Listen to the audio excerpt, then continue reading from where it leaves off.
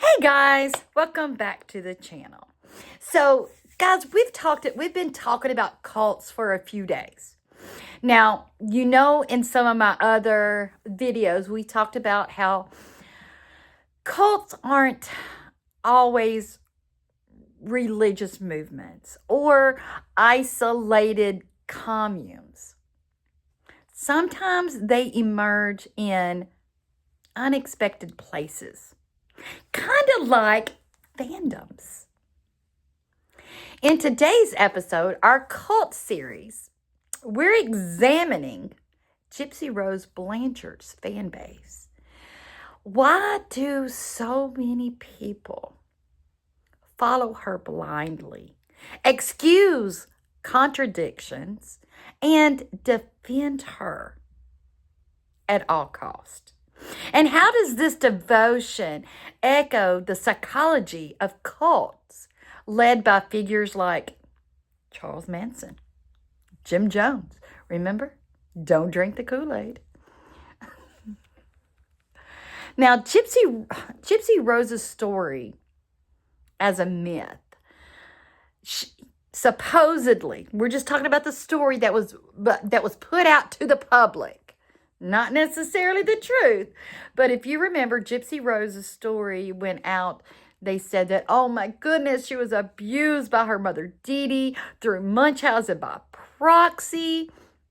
And then in 2015, she conspired with her then boyfriend, Nicholas Godejohn, to delete Dee Dee. Media coverage transformed her into it was like a tragic heroine, a victim who fought for freedom. Fans embraced this narrative, often ignoring her manipulations, her contradictions, and her lies. This myth-making is the foundation of cult-like devotion. A simplified story of victimhood and redemption. And guys, cult psychology and fandom, it's a thing. What do you start out with? Blind loyalty, which we've talked a lot about on this channel. Fans defend Gypsy even when she contradicts herself in interviews, and even since the FOIAs came out, the FOIA emails and the text messages, they're still doing that blind loyalty. And like I've told you guys, in these cult things, it is a us versus them mentality. Critics are dismissed as haters. You know, Chrissy, those haters or outsiders who don't understand her trauma.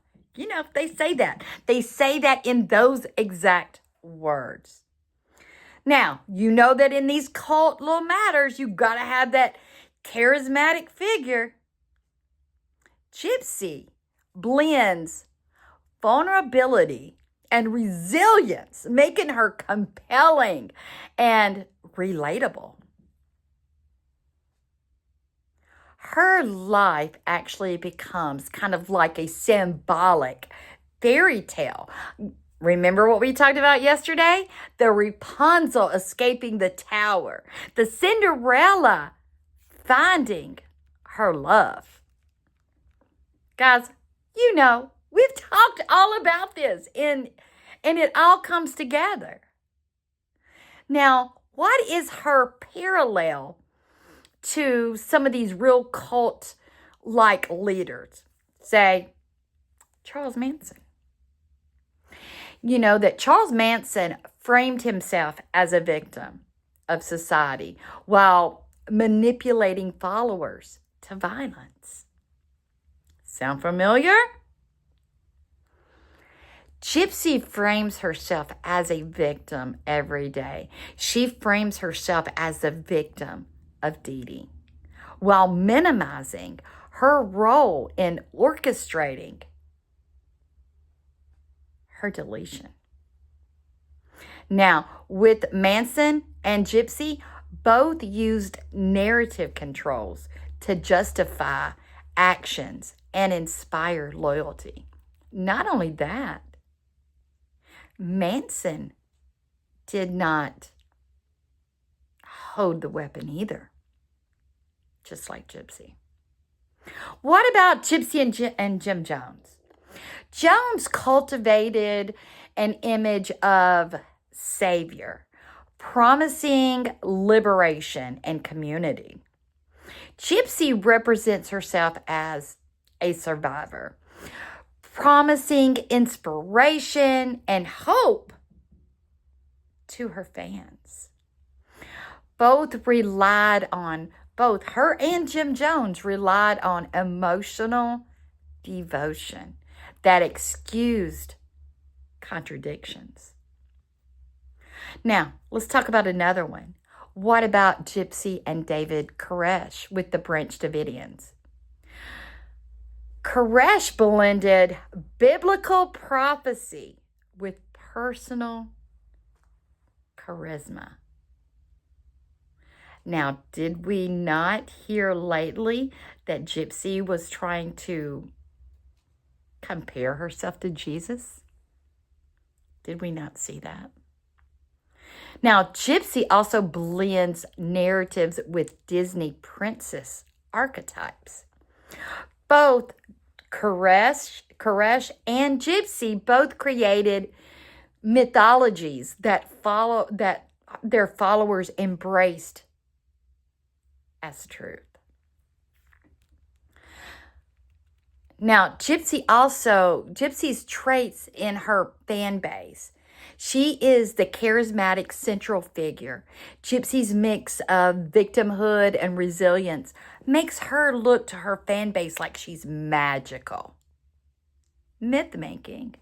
Fans retell her story as a fairy tale, ignoring that it's very, very dark. But what's so funny? Wasn't a lot of Disney movies in their original telling pretty dark? Blind loyalty.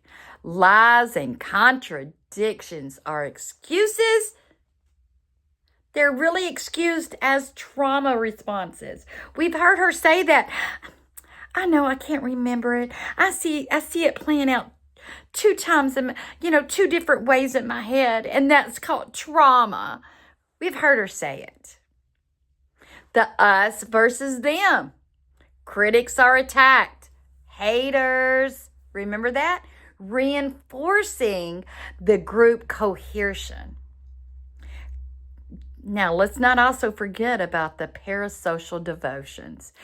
Fans project fantasies onto her, much like cult members onto leaders. Now, guys, I know it's like, why does this matter? Why, Pink? Why does this matter? It does matter. Cults thrive on narrative control and emotional devotion. Gypsy's fandom shows how these dynamics can emerge outside of religion or politics. Her story illustrates how trauma, charisma, and media myth can create a cult of personalities. Understanding this, it helps us see how cults psychologically operate in everyday life, whether in fandoms, celebrity culture, or even communities. Now, guys, this Gypsy Rose Blanchard's fan base may not be a cult in the traditional sense, but it mirrors the same physiological patterns: blind loyalty, myth making, and devotion to a charismatic figure.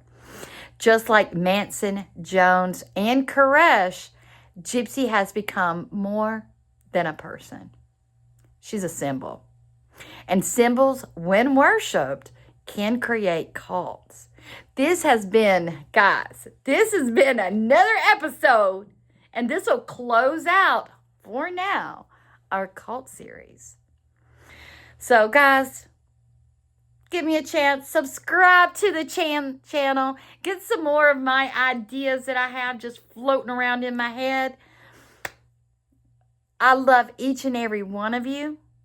And I hope to see you in the next video. Bye, guys. Love you.